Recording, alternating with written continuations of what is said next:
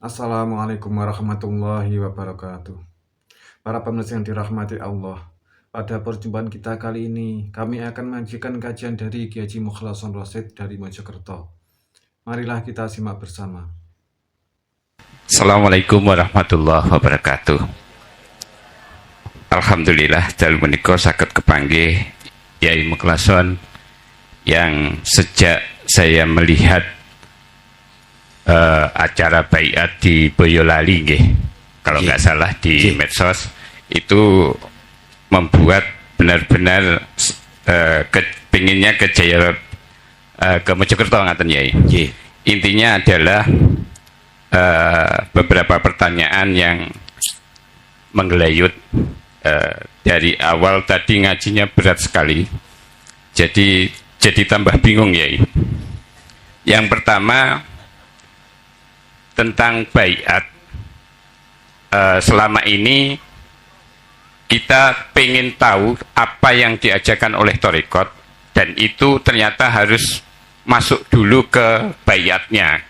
Nah ini saya ngapunten ya, melihat panjenengan di medsos dibuka semuanya. Nah ini mohon penjelasannya ngaten ya. Yang kedua, perihal menyaksikan Allah, ketemu Allah atau sadar Allah. Ini sebagai manusia yang punya logika, punya akal, dan punya kolbu, apakah bisa manusia itu sama-sama on dua-duanya ngaten Yai? Sama-sama on dua-duanya. on dua-dua. Ya, jadi kalbunya selalu bersanding dengan Allah, tapi logikanya juga jalan melaksanakan syariatnya sebagai manusia ngaten. Ngaten nggih. Nggih, ngapunten Yai. Yang terakhir, nafas niku nopo Yai? Ambekan niku nopo ngaten? Hubunganipun napas kalih roh menika nopo? Keranten nek napas sampun mlebet kita tasik kawastanan gesang, tapi kalau napas sudah keluar dan tidak kembali lagi, innalillahi wa inna ilaihi rajiun. Betul. Ngaten, ngapunten sangat Yai. Matur suwun. Assalamualaikum warahmatullahi wabarakatuh. Waalaikumsalam warahmatullahi wabarakatuh. Sebelum kami jawab, saya kasih tahu dulu. Sampai takok di mursyid thariqah manapun nggak akan pernah dituduhno, nggak akan pernah dibuka. Mungkin jenengan malah ditukani. Karena apa? Saya juga korbannya. Orang tua saya dengan saya, itu kan paling dekat lah ya. Tak anggap orang tua, tak anggap mursyid saya. Jujur mawon, saya pertama kali di BA tahun 76 itu oleh abah saya sendiriku adalah Thariqah Nasabandiyah, Qadriyah wa Nasabandiyah. Jujur mawon. Tapi ketika saat saya bertanya, ketika saat aku nggak paham, malah ditukani. Oke. Secara hakikat tak buka terang-terangan. Urusan sing gak seneng monggo, aku yo ainu reken you. Karena ini ilmu harus kula buka. Baiat memang secara thariqah itu diartikan adalah talqin atau dijanji jenengan. Gampangnya diikrarno. Nek cara Bapak kepala desa itu apa? Disumpah ngene kok. Disumpah apa jenenge? Dilantik kah? Oke. Tapi secara hakikat la ilaha illa anta bukan. Apa? Disambungkan talinya ruh sampai pada Allah yang selama ini diputus oleh nafsu, akhirnya kita lalai pada Allah. Cara nafsu memutus talinya ruh pada Allah, wa zuyyina linnasi lewat hubbus syahawah, kesenangan urusan kehidupan dunia. Lihat, Allah katakan alhaakumut takasur, apabila hatimu, ruhaniyahmu bermegah-megahan dengan kesenangan dunia, pasti akan menjadikan lalai hatimu. Surat At-Takatsur ayat 1.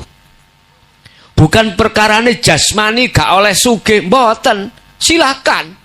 Umat Islam wajib kaya, wajib punya jabatan, wajib sampai ndugi presiden, jabatan tertinggi, wajib. Tapi sebatas jasmani, ruhaniyahnya nggak boleh kena pengaruh itu. Makanya hanya mereka, beliau-beliaulah yang hatinya sudah masuk di dalam kapalnya Nabi Nuh, tidak akan terpengaruh dengan besarnya gelombang. Gelombang iku kebiare dunya. Embo nek kapale sak uplik ngono. Kena ombak titik kejebur. Tapi lumayan, iso sampean gandoli. Wong kapal iku sipate mboten tenggelam kok. Nek banyune munggah, airnya naik, kapalnya akan naik. Cuman saja sampean gak ono jerone gandolan. Ya lumayan daripada gak ono kapale sampean mesti tenggelam. Jadi baiat secara hakikat adalah menyambungkan talinya ruh pada Allah. Lah yang berhak menyambungkan, yang bisa menyambungkan hanyalah Allah. Bagi mursyid manusia harus bertajalli saat membaiat itu. Apa yang dimaksud bertajalli? Dia sudah lepas keakuan diri yang membaiat, yang menyambung, lepas. Hanya hidup yang ada di dalam dirinya lah yang menyambungkan. Ini lewat sirul asrar. Tapi lihat, ketika si mursyid ini masih merasa keakuan diri yang membaiat, mohon maaf, jangan harap jenengan ini akan bisa sampai pada Allah dalam kewusulan. Logika, apa mungkin orang buta bisa menuntun orang buta sampai tujuan? Gak bisa. Tapi saya berhusnudzon terhadap para mursyid semuanya di dalam Thariqah Mu'tabaroh. Muga-muga atine juga sudah duduk di makrifat. Allahumma, iki aku tetap husnudzon. Cuman teori mengatakan ini perjalanan ekstrim loh Pak Bu. Perjalanan untuk fafiru ilallah itu sangat ekstrim, bahaya. Karena menyangkut tentang ruhaniyah. Kalau berjalan Mojokerto ke sini, mah biasa. Nanti kalau nggak sampai dugi Kediri, tanya orang, mana jalan Kediri lagi itu toh? Bisa mawon. Tapi nek perjalanan ruhaniyah jenel tekok sopo. Ayo, neka Allah sendiri. Makanya, mudah-mudahan para mursyid kita di Thariqah estu makrifat pada Allah. Tondoni yok nopo sih? Apakah dia itu ngerti sadurunge terjadi? No. Apakah dia itu bisa berjalan Indonesia Mekah sak jangkah? No. Apakah dia itu apa sakti mandraguna? No. Kembalilah kepada Al-Quran. Allah memberikan tanda terhadap kekasihnya. Ala inna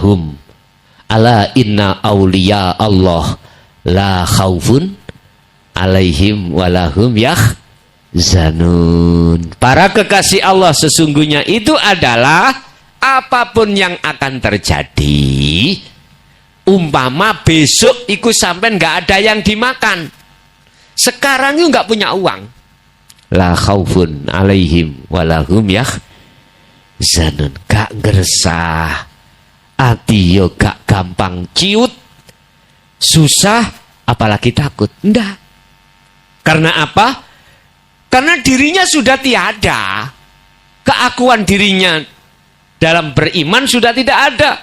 Justru dalam keadaan imannya itu hanyalah Allah yang berkuasa. Wa may yattaqillaha yaj'al lahu makhrajan wa yarzuqhum min haitsu la yahtasib. Gak gampang, Pak. Apalagi kita dihadapkan utange akeh. Bang totol, bang titil, bantawe no gak sumpek kahamben. Omah kedol dioper-oper. Lah diplang bang. Sinten sing ati gak sumpek? Tapi para kekasih Allah, wa aslimulahu, pasrahnya sudah notok, udah gak mudah gelisah, gak mudah khawatir dengan apapun. Ini para kekasih Allah tandane teng mriki. Mungkin di dalam hikam Allah katakan tanda orang yang makrifat adalah hatinya la yarawna li anfusihim syai'an. Gak ada iman dari segi apapun yang terjadi, itu makhluk yang melakukan. Bal yusahiduna annal fa'ila, sing dadi sim fa'il huwallahu ta'ala. Pun nek wis kaya ngene wis mentok dalam hati sampean iku muncul keakuane Allah. Terakhir tatmainnul qulub, hati selalu dalam keadaan damai. Masih diuji Allah, kabel mik mang ada yang putus, gak rame nyalahno tukang sound system. Enggak, karepe tukang sound system yus penak-penak lah ngono nggih. Karep sampean yo ngoten. Tapi Gusti Allah ngutik titike wong Kediri tak utike, geger apa gak? Atine maksudnya. Makanya kula tetep tak jia emang bah ngotot-ngotot titik lah.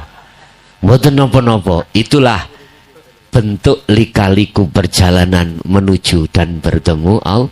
Coba nek wis ati lungguh karena Allah, sampean ngelokno wong? Mboten. Iya. Kabeh ya karepe Gusti Allah. Jelas Pak Bu nggih? Wis iku beat.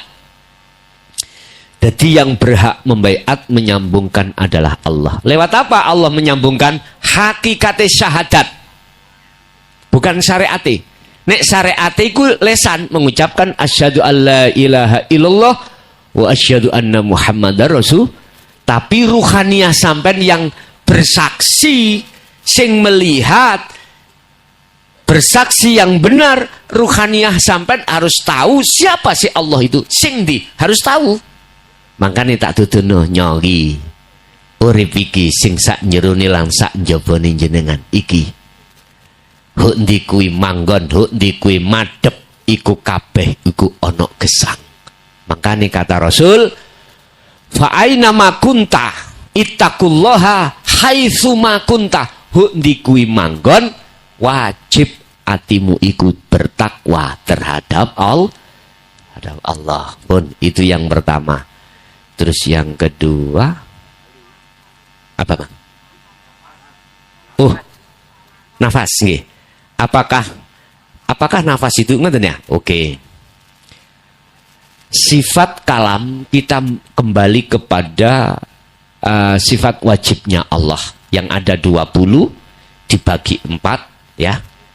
Nafsiyah, salbiyah, ma'ani dan ma'nawiyah.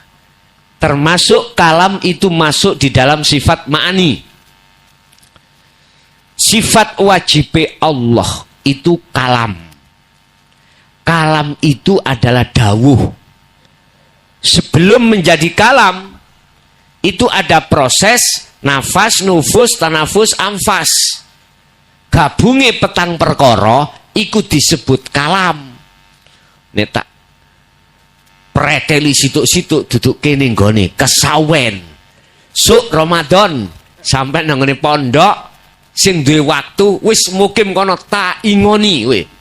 Piro jumlahe tak ingoni? Maksudnya tak ingoni iku sing ingoni iku Gusti Allah ngono sing paham titik apa?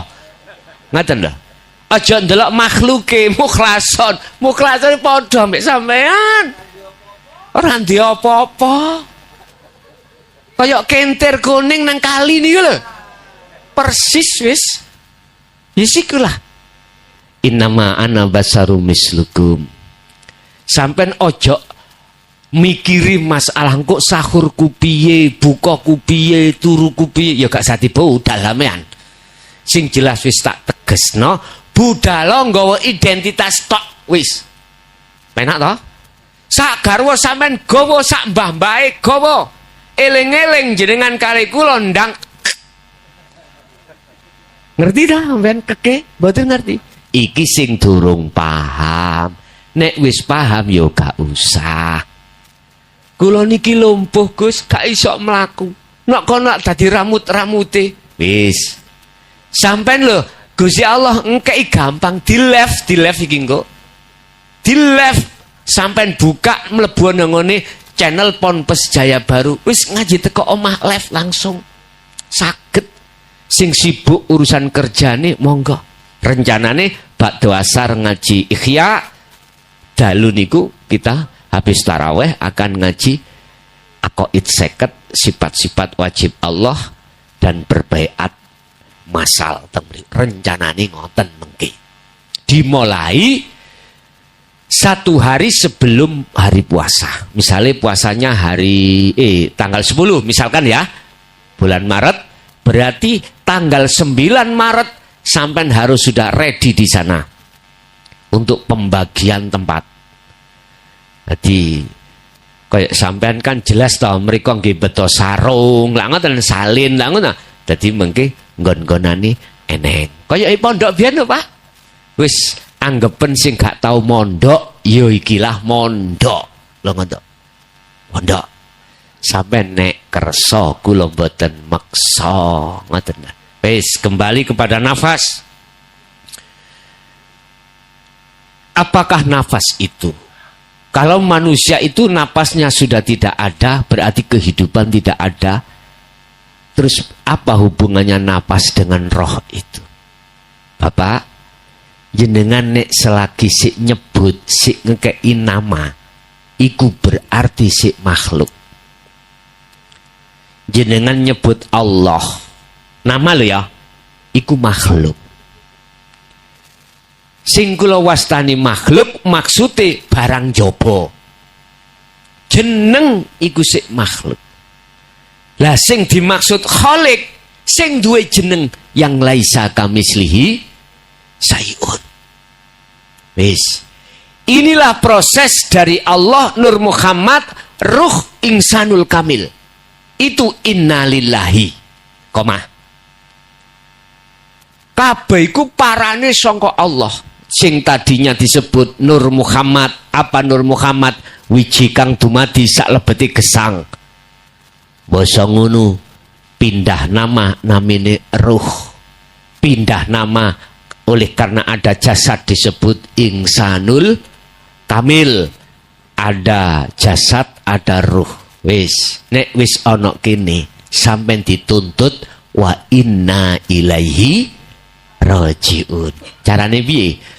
Yo nama-nama mulai sangka insanul kamil, nyun sewu, nama ruh, nama Nur Muhammad, nama Allah, akhirnya terakhir nggak ada nama, berarti inilah maksud wa inna ilaihi. Wong Jawa ya iki ajaran sangkan paraning dumati. Wis. Terus ditakoni napas niku napa? Nek kita membahas napas iku dari sisi makhluk, ya makhluk. Nama si aneh. Tapi kalau kita sudah dikatakan sudah dimusyahadah makrifat, la farqa bainahum, tidak ada bedanya antara Nur Muhammad, ruh insanul kamil. Gak ada bedanya. Artinya gak ada bedanya, semuanya tidak ada. Inilah syuhudul wahdah fil kasroh wa syuhudul kasroh fil wahdah. Niki niku sampean buka nak nggone wahdatul wujud. Waduh, nek tutuk kuno wis sampean nek sampean gelar tutuk ngalor ngidul disesatno wong sampean iki. Ngene lho dulur, wajib sampean kalih kula niki meniadakan diri sebagai makhluk. Sebab sepanjang sampean kalih kula masih merasa ada, sampean tidak akan pernah tahu sesungguhnya siapa yang yang ada. Wujud pertama sifat wajib Allah, sifat nafsiyah. Lawane wujud adalah Adam. Adam jadi sifat wajib makhluk termasuk kita. Lah kita merasa ada itu sebab diadakan yang ada. Oleh karena kita merasa ada, inilah sebagai penghalang diri kita pada sang yang ada. Akhirnya yang ada itu tidak akan nyata dalam diri kita karena kita merasa ada. Bila mana Anda ingin tahu nyatanya sejatinya yang ada, maka tiadakanlah keadaan dirimu. Kalau Anda sudah kembali pada asal muasal, mohon maaf, asal tidak ada sampai iki kembali terhadap tidak ada, asalnya dari Allah menuju kepada Allah, maka apa mungkin perkara yang tidak ada bisa melihat, bisa tahu, bisa makrifat pada yang ada? Gak mungkin. Berarti yang disebut makrifat itu bagaimana? Yang melihat Allah, ya Allah sendiri. Bahasa syariat yang melihat Allah adalah Allah sendiri, karena kita sudah tidak ada. Kalau kita sudah tidak ada, para kekasih Allah disebut kekasih Allah sudah keakuan diri sudah tidak ada, maka yang bisa melihat yang ada adalah yang ada sendiri. Bingung Gus, aku ngetut ngaji pen. Selamat berbingung, aku biyen yo ngono dulur. Tapi jangan kecil hati sampean. Sing penting latihlah zikir sirul asor, zikir rasa. Latin engko lak cetha dhewe. Ngonek pancen sampean gak cetha nang Mojokerto antemen krambil kula. Wis, ini jaminan saya.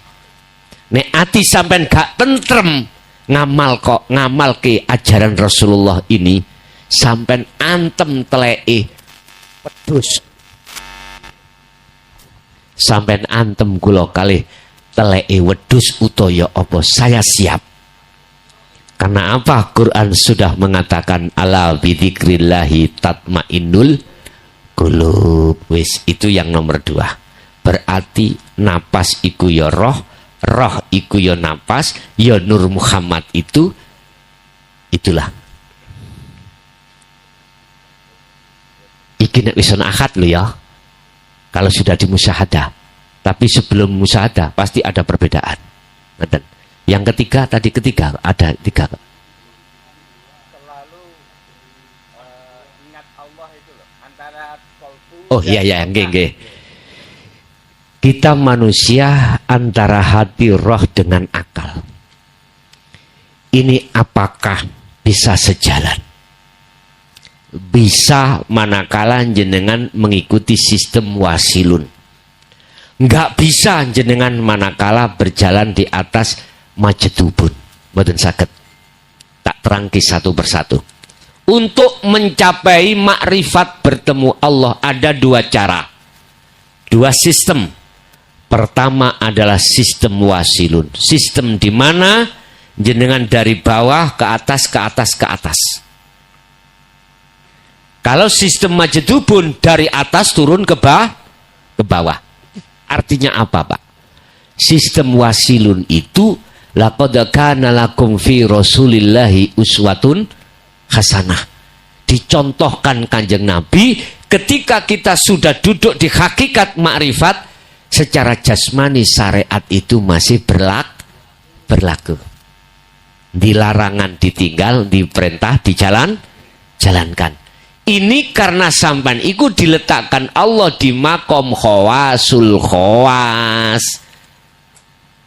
Apa makom khawasul khawas? Hati putus dengan urusan selain Allah, akal masih tetap. Syekh Abu Hasan As-Sadili, contoh, beliau itu orang kaya raya, pangkatnya dawur, tapi tidak menjadikan pengaruh terhadap hatinya, penghalang hatinya pada Allah. Bahasa alam, lihatlah ikan yang hidup di lautan.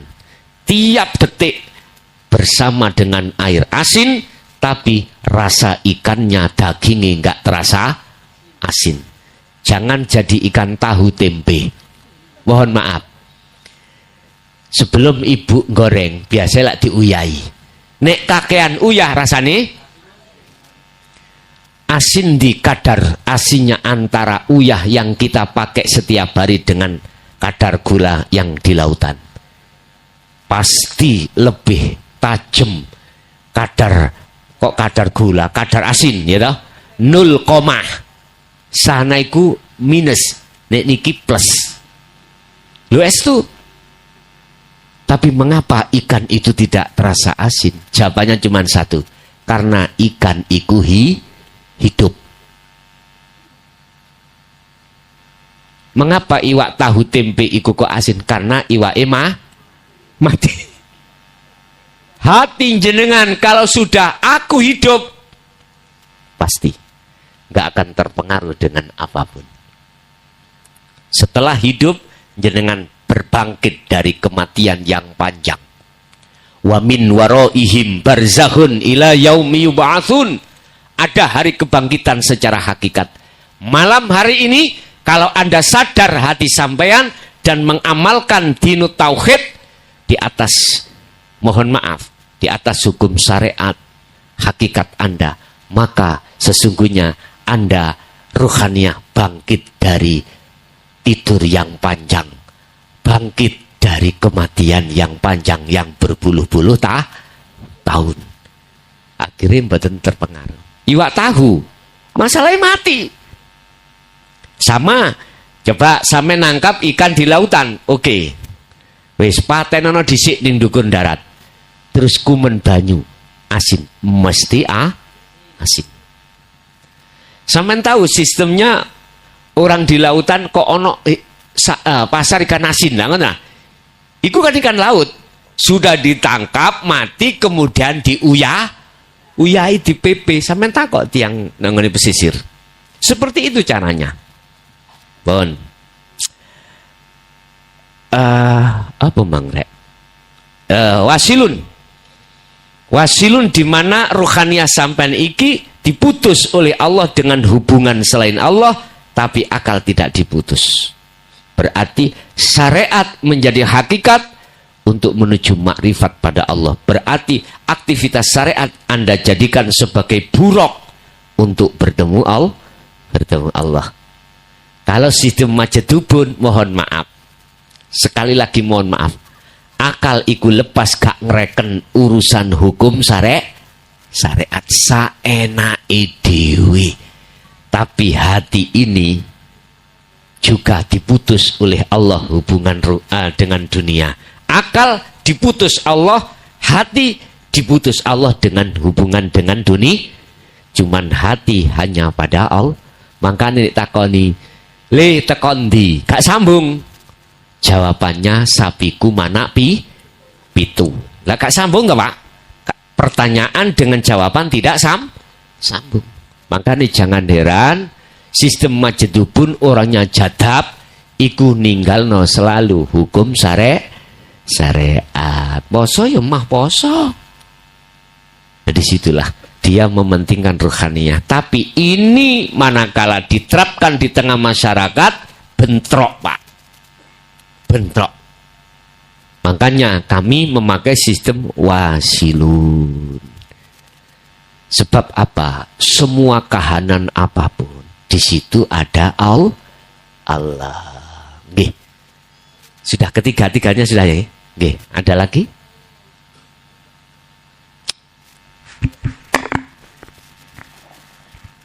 Jam 11 masihan.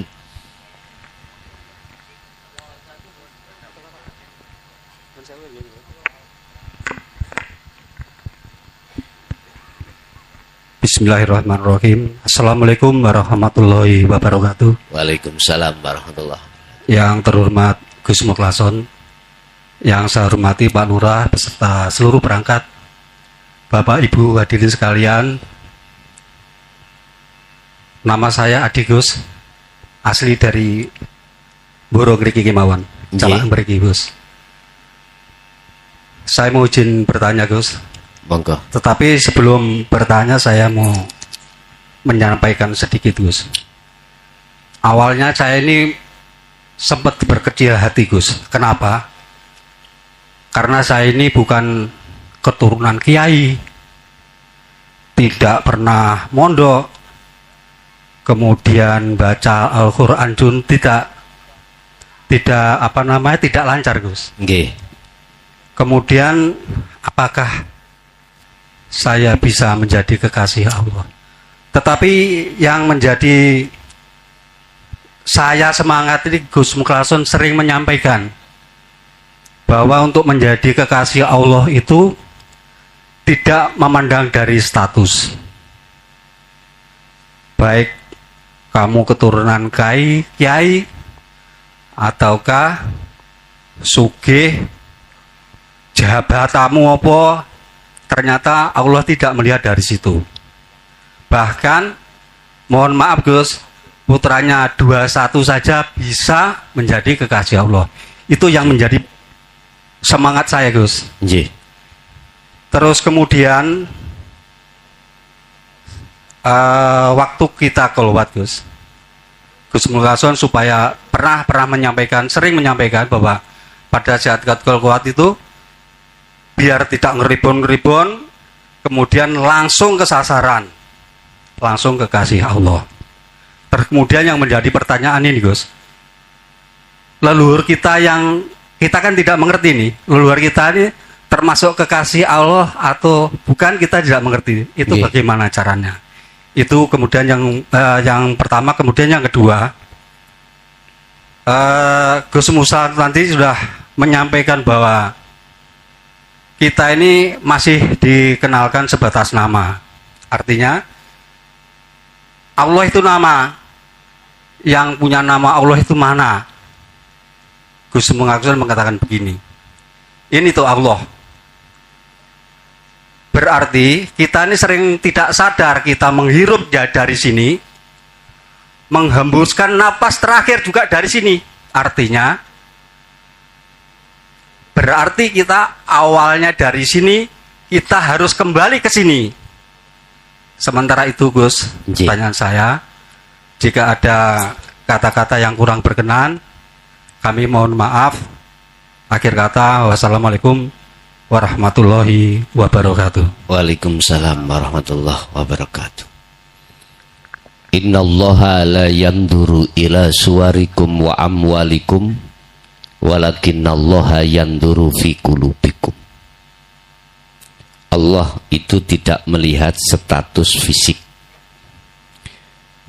jenengan anak kiai atau bukan, nasab-nasab dari orang baik, pandangan manusia atau bukan. Allah tidak melihat itu. Kalau Allah melihat secara fisik, terus bagaimana putrane Nabi Nuh yang menurunkan keturunan Kan'an itu Fir'aun? Bertolak belakang dah. Di dalam Al-Quran terkait masalah kekasih Allah itu tidak menyangkut babar sama sekali dengan nasab. Enggak. Cuman memakai mayyasha, linurihi mayyasha, masuk dalam nakiroh umum, yasa yang digendaki. Subhanalladzi asra bi'abdihi lail, abd, hamba. Akhirnya muncul tafsir bi'abdihi, hambanya Allah, ai Muhammad. Dan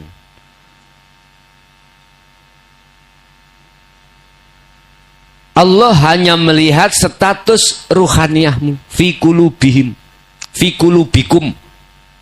Kulub jamak dari kolbun, tapi bukan kolbun. Hati itu seperti hatinya pitik, hatinya ayam, hatinya kambing, bukan itu. Ikhya Imam Ghazali mengatakan tentang masalah al-qalbu ay ar-ruh. Yang dimaksud kolbu, hati itu adalah ruh. Berarti Gusti Allah nyawang bagaimana keadaan ruh sampean. Hikam Syekh Ibnu Athaillah mengatakan husnul a'mali nataiju husnil akhwal min qalbin zahidin.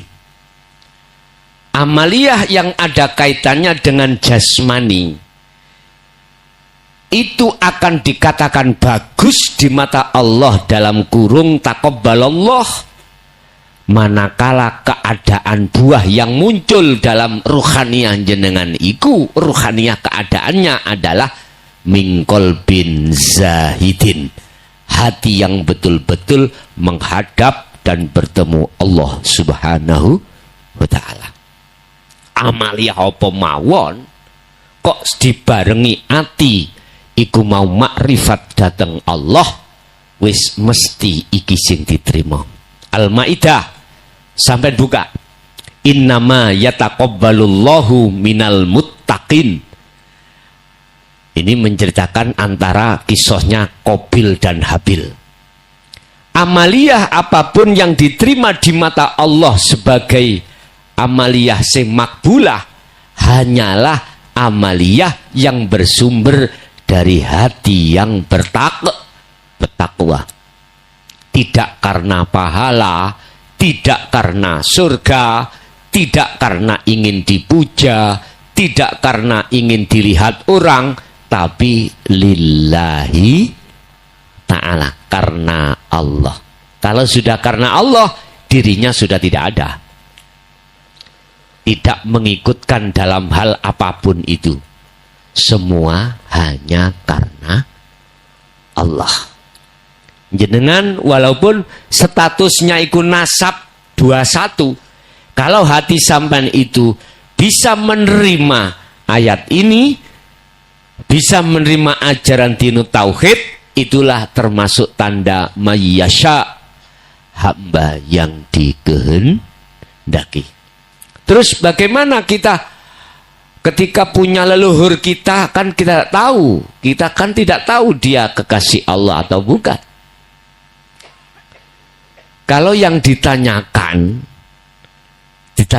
untuk mengetahui itu kekasih Allah atau bukan, itu bukan tujuan jenengan. Tujuan jenengan itu hanyalah fa'budu ani'budullaha waztanibut tauhid. Ngasah dzikirmu untuk bertemu Allah. Nek kalau sudah di situ akan tahu sendiri. Sebab itu tergolong kasyaf. Mengerti si A kekasih Allah itu kasyaf. Kasyaf. Bukan musyahadah, ini alam mukasyafah. Dan ini bukan tujuan Anda. Tujuan Anda adalah di makom musyahadah. Tapi kalau sing dimaksud pertanyaannya barangkali leluhur kita itu adalah bukan termasuk ahli syuhud, bukan termasuk ahli rahmat, tapi ahli adab. Bagaimana posisi kita sebagai anak? Idza ma tabnu adama ing qata'a. Kanjeng Nabi wis dawuh, wong nek wis anak putu Adam itu meninggal, maka terputuslah semua urusan kecuali 3 perkara. Sodakotin jariyatin au ilmin yantafa'u bih. Ini jelas nggak ada. Karena ketika sodakoh itu masih muncul keakuan diri makhluk. Au ilmin yantafa'u bih nggak pernah. Ilmu yang dimaksud adalah tidak hanya ilmu yang bermanfaat terhadap manusia, tapi ilmu yang mendidik hati kita menuju dan bertemu Allah. Terakhir, Pak, ini awaladin solihin yada'ulah. Duwe enggak anak sing soleh? Sing tak maksud soleh iku anak yang ruhaniyah sudah sampai makrifat dateng Gusti Allah. Kalau enggak, jangan harap leluhur kita akan bisa dapat ampunan Allah. Kalau ya, jangan dimaksud hadis iku anak itu bisa menolong. Bukan. Tadi sudah saya katakan bal yusyahiduna annal fa'ila huwallahu ta'ala. Yang dikatakan makrifat itu sudah keakuan makhluk diri sudah berarti siapa yang menolong? Allah sendiri. Itulah yang kumaksud sifat jaisi Allah manakala dijatuhkan terhadap si A masih dosane gedene kaya apa, nek oleh pengampunan Allah dosa iku di depan Allah itu cawili masih cilik kaya apa miturut pandangan manusia dosa itu kalau tidak diampuni Allah dadi bawasar. Ya seperti itu. Makanya mengapa sih kita bertahlil kok mesti ngundang satu RT, bukan hanya tonggo kiwa tangan wong loro tok. Tahlilan iki 40 bapakku kan sak RT kadang-kadang ya, kadang sak dusun. Iku maksudnya asline barangkali di antara beliau-beliau itu ada kekasih Allah. Kita kan nggak tahu, Pak.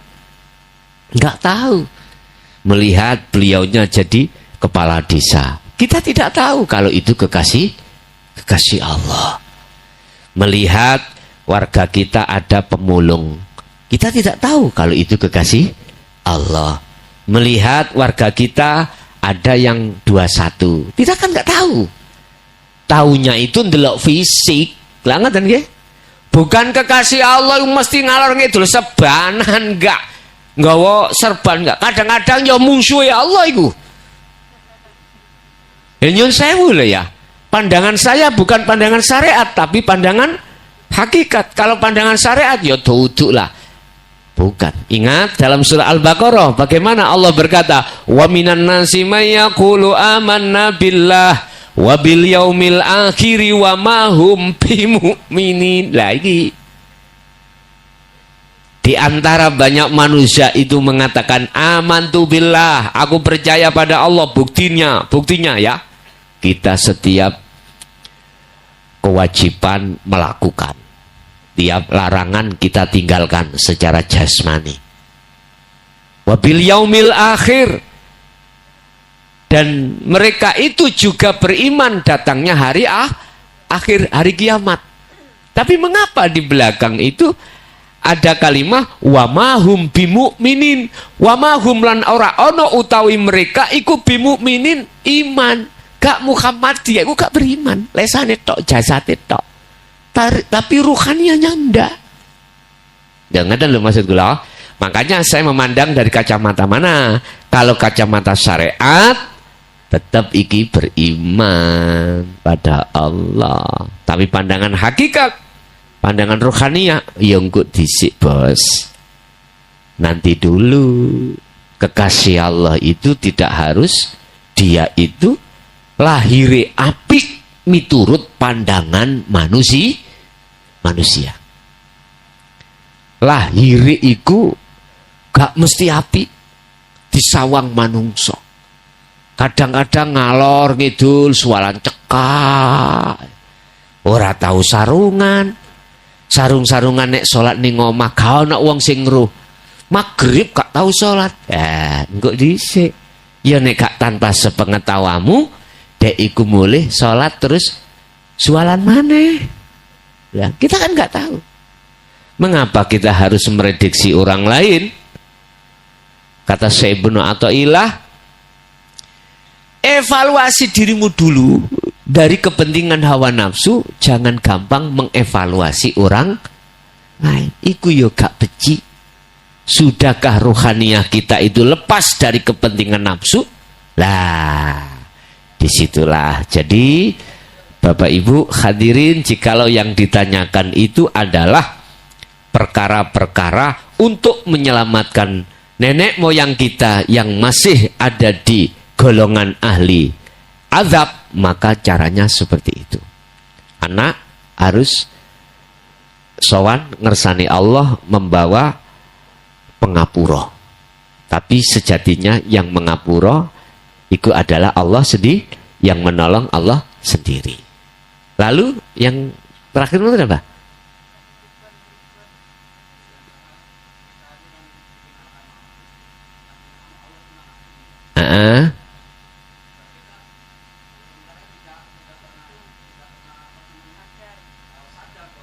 Oh iya. Nggih, nggih. Pun Pak, kula tak omong terus terang mawon. Semua makhluk itu yang melayani tiap detik hanyalah Allah. Oleh karena kita manusia dipengaruhi oleh nafsu. Nafsu itu apa sih? Ya iki lho, tak tuturne asli nafsu iku niki lho. Kula gosok nggih.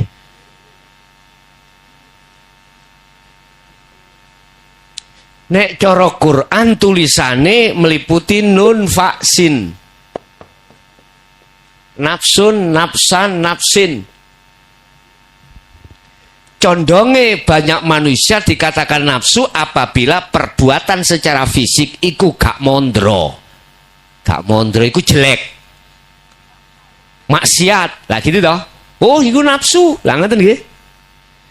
Pak nyun sewu. Tak kembalikan ke khitoh makna daripada nafsu. Nafsu itu diri. Wa ma ubarri'u nafsi inna nafsa la amaratum bisu illa ma rahima rabbi. Ada nafsu yang selalu mengajak kejelekan pada diri kita untuk melalaikan Allah. Nafsu yang mana? Hati kita merasa kita makhluk yang melakukan. Inilah la amaratum bisu, nafsu yang mengajak kejelekan. Tapi ada nafsu yang dirahmati. Mana? Nafsu kembali kepada Allah. Nek yang pertama tadi duduknya taholli, yang kedua adalah tajalli. Artinya di dalam hati sampean sudah tiada keakuan diri sebagai makhluk yang melakukan, akhirnya muncul keakuan diri Allahnya yang melakukan. Inilah yang dimaksud yang bukan nafsu yang pertama tadi. Semuanya persoalan itu berangkatnya kepada nafsu. Dari nafsu.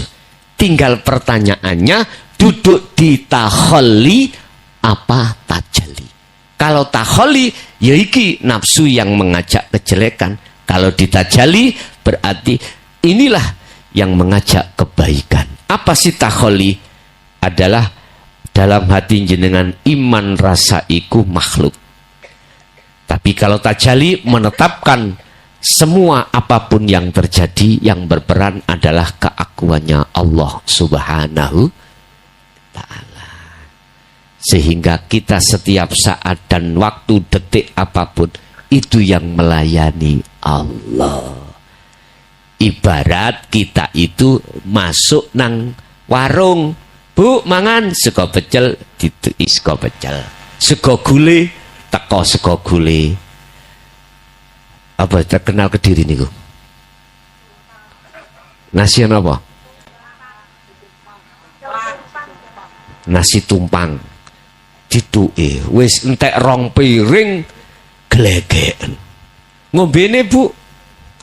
Es teh, kopi, es jeruk. Wis entek wakeh, totale kira-kira 250.000. Melayu gak bayar. Piye sing di warung? Ayo umpama jenengan sing marung, Bu, nyelatu mboten? Mandar gak selamat tengah dalan, nah ngoten nggih. Ya Allah Pak Bu, iku laksana kita sudah dilayani Allah dalam segi apapun, baik melihat, mendengar, berucap, bernafas, apapun tanpa kecuali. Loh, kita itu gak matur suwun nang Allah. Artinya kita tidak ada sungkem menyang Allah. Ya laksana iku. Kok Gusti Allah itu mau gampang muring-muring, diplontir ndak sampean niku. Diplontir. Wong tak kei salat ae 5 waktu yo gak bendos. Gak madhep aku, malah madhep sak liyane aku.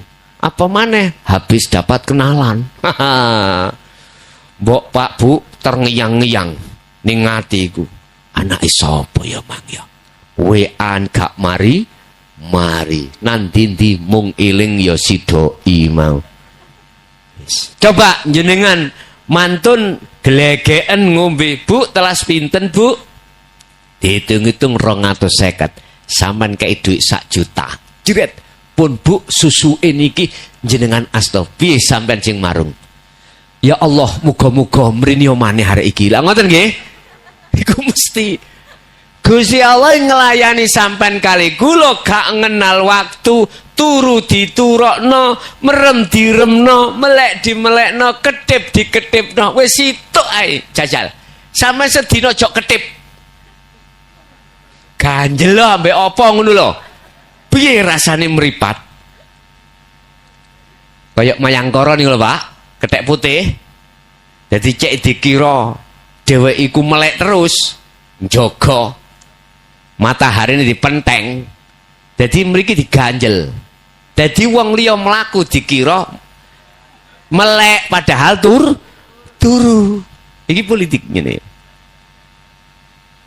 Nyun sewu, itulah kalau kita kembali, berarti banyak manusia yang tidak punya tata krama etika rohanianya pada Allah. Wis sampean medalon tuki kelompok itu. Tapi ingat, kelompok yang keluar dari situ dan disebut kelompok fa'budu hadza siratul mustaqim, golongane iku minoritas. Makane nek ngaji bab-baban ngene iki, nggih, nyuwun sewu, ojo njaluk akeh-akeh wong. Gak mungkin. Mesti tauhid. Sebab apa? Sebab disaring ngombe Allah. Coba sampean ndelok ngaji sing nyuwun sewu lah. Babakan njaba kulit nika sing teko subhanallah gak ratusan bahkan ribuan. Karena apa? Karena bahasanya tidak menyentuh dalam hati, bahasanya adalah hubbus syahwat. Mpun heran wa aktsaruhum la yu'minun, kebanyakan itu enggak percaya nek dikandani tentang ajaran lebet, ajaran dalam, ajaran tauhid ini. Nggih? Nggih. Tasik dikersakake wonten melih? Terakhir, Gus. Terakhir, monggo.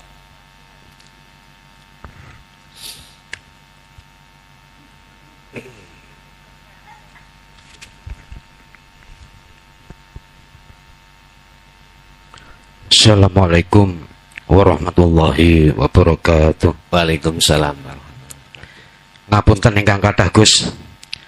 Niki pertama kula ngucapne beribu-ribu terima kasih keranten selama niki kula namung ningali YouTube pada saat enten wekdal senggang dalu. Engkang badhe kula tangketaken mohon penjelasanipun. Engkang pertama berkaitan kalian laut. Dadose yang selama niki tiang berbondong-bondong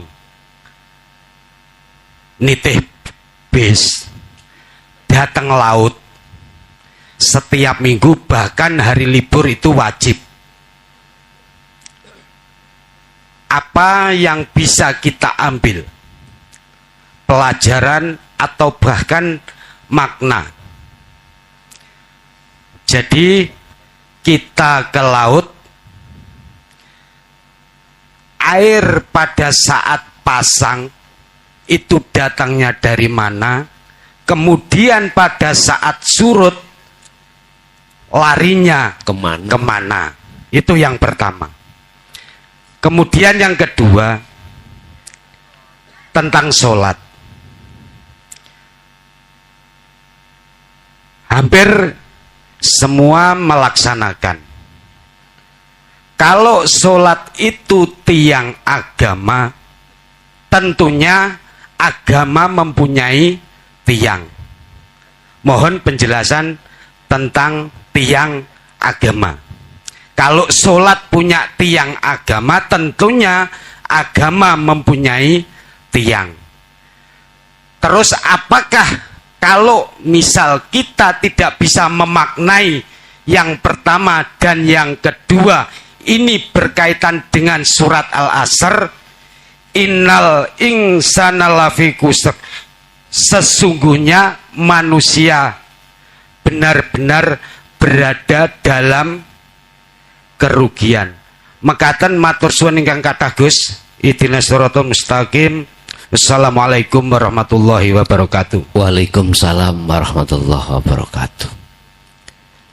Ada ajaran dulu itu tidak belajar dari Al-Quran tentang tauhid, tapi lewat alam. Padahal sesungguhnya tentang alam, khususnya laut, itu juga diterangkan di dalam Al-Quran. Dari mana datangnya air pasang dan kemanakah air surut itu? Bapak Ibu, Allah katakan dalam satu ayat, inna fi dzalika laayatan liqaumi yatafakkarun.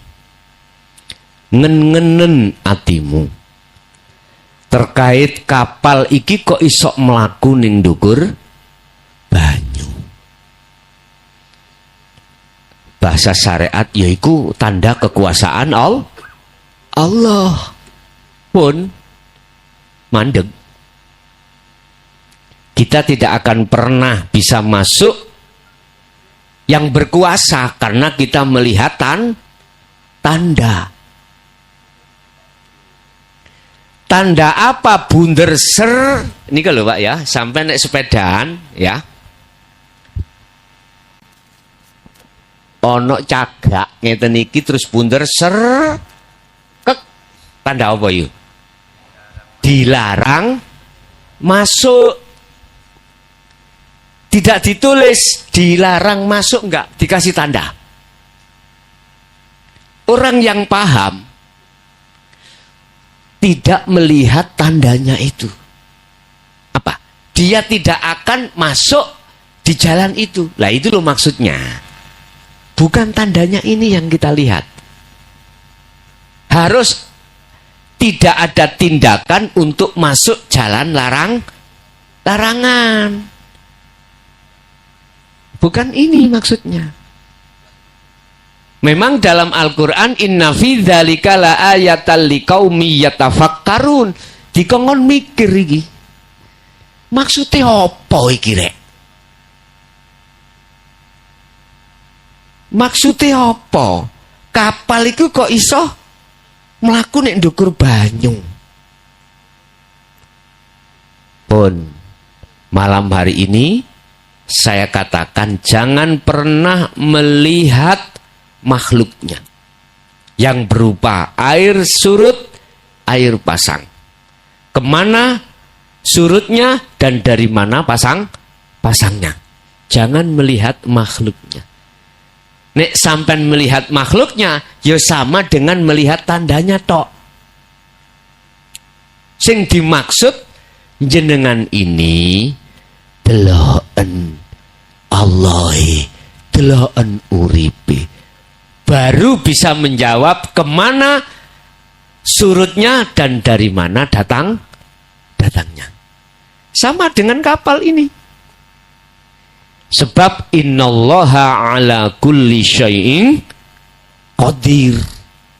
Sesungguhnya Allah itu kuasa atas segala hal apapun, walaupun secara akal logika tidak bisa menerima.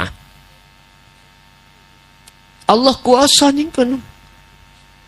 Artinya jangan melihat kekuasaannya, jangan melihat tandanya, tapi lihatlah siapa yang menandai. Artinya maksudnya apa? Ternyata Bapak Ibu maksudnya adalah hidup. Jawabannya, kemana air itu? Ke hidup. Datangnya dari mana? Dari hidup. Terus kapal itu sama. Bukan kapalnya itu yang berjalan, tapi yang berjalan itu adalah Allah. Bahasa sederhana, Allah mengizini tajalinya terhadap kapal itu sehingga seakan-akan kapal itu bisa berjalan sendiri. Caranya bagaimana? Kembalilah pada kunci keusulan, yaitu adzikru bisiril asror. Baru cetha teng mriku. Nek mboten saged. Itu satu. Terus yang nomor 2 apa tadi? Pertanyaannya berapa? Oh, tiang agama.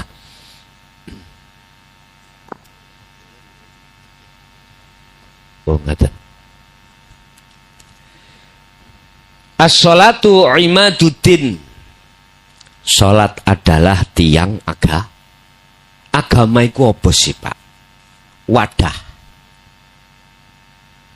Wa ma umiru illa liya'budullaha mukhlishina lahuddin hunafa'a wa yuqimus shalah wa yutuz zakah wa dzalika dinul qayyimah. Surat Qayyimah ayat 5.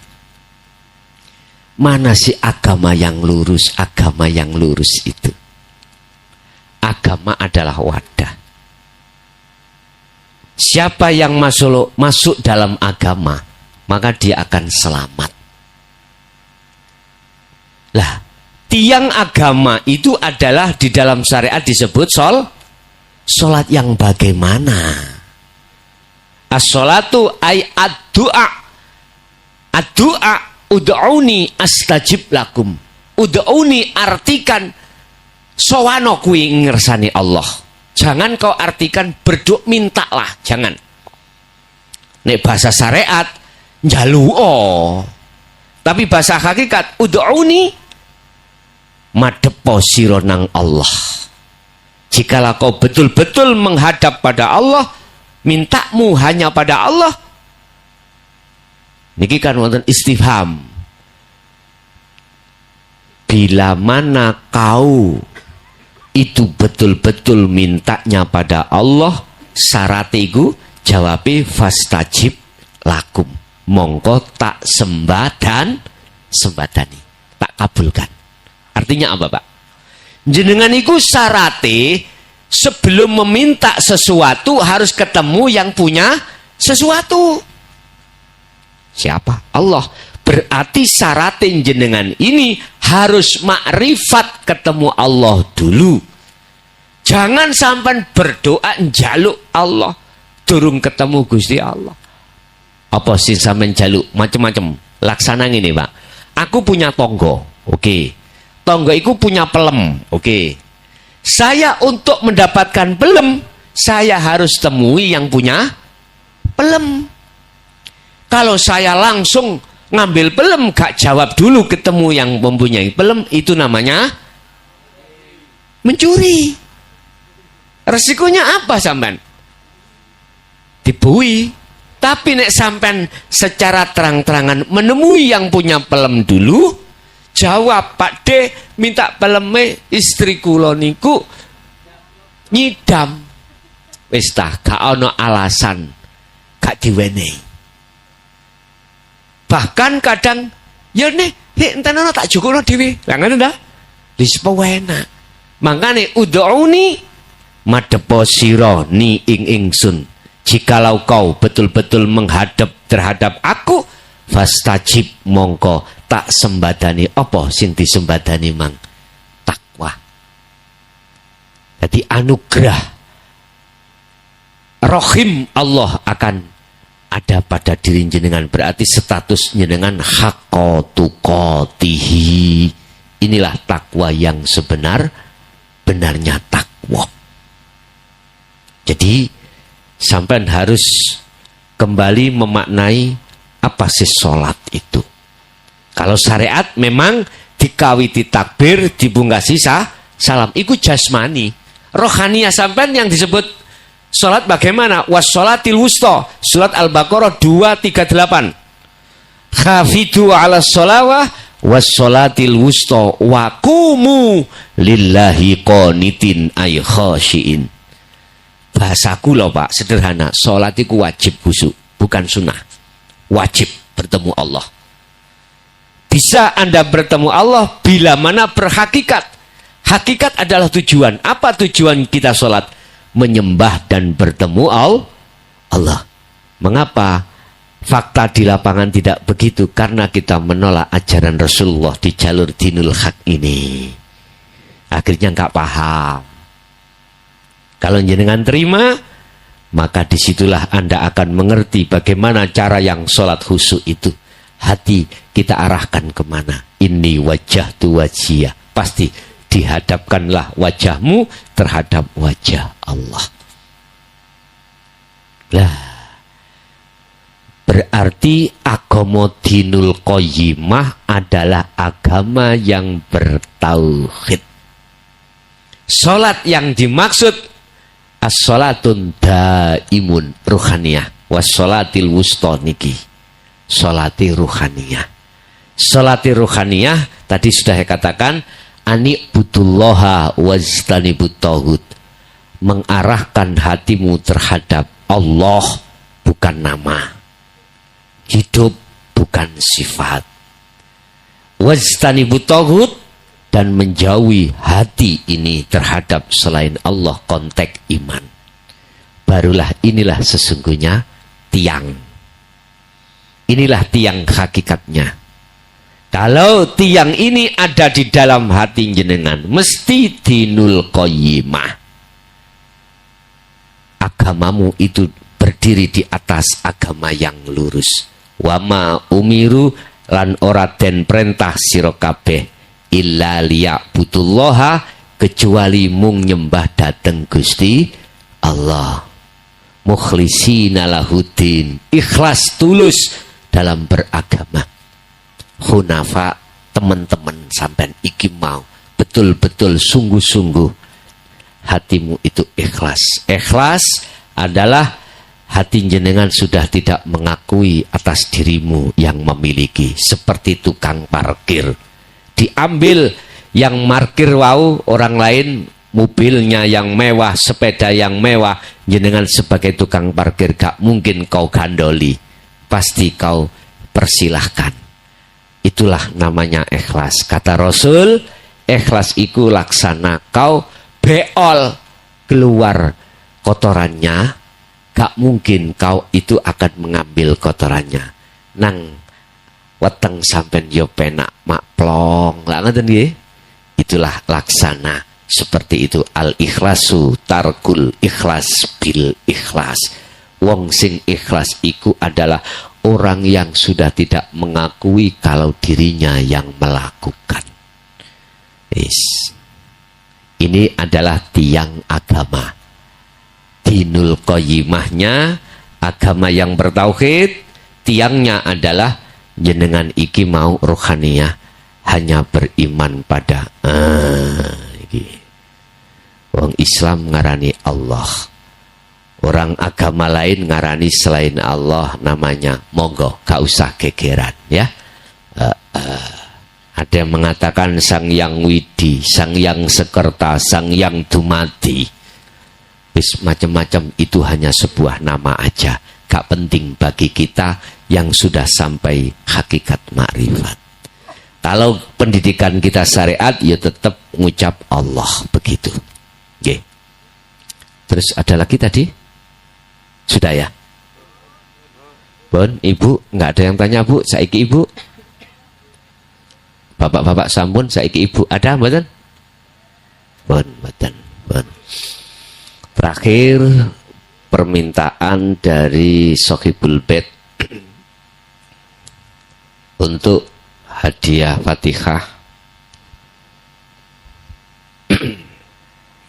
doa terhadap satu ilah hadratin Nabil Mustafa Rasulullah sallallahu alaihi wasallam wa ala alihi wa azwajihi wa dzurriyyatihi wa qurabatihi wa ali baiti wa ashabil kiram